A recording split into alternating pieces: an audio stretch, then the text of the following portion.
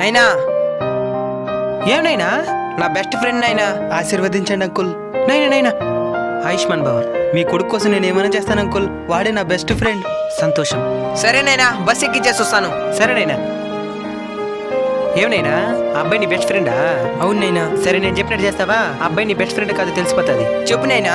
ఆ అబ్బాయి తప్పు లేకపోయినా ఆ అబ్బాయిని ఒకసారి తిట్టు, అవసరమైతే కొట్టు. ఈ పని చేసేసి ఏం జరిగిందో వచ్చి నాకు చెప్పు. సరేనైనా. నైనా, ఏమనైనా? నువ్వు చెప్పినట్టుగానే తిట్టినాను నైనా. కొట్టంగా లేదు, దానికి అమ్మ నా బూతులు తిట్టినాను నైనా.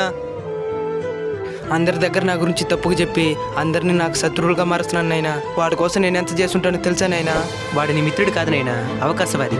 అవసరం తీరేంత వరకు నీతో ఉన్నాడు. ఇప్పుడు వాడు నిజ స్వరూపాన్ని జీవిస్తున్నాడు. నిజమైన స్నేహితుడు నువ్వు తిట్టినా కొట్టినా నీ స్నేహాన్ని వదలడు.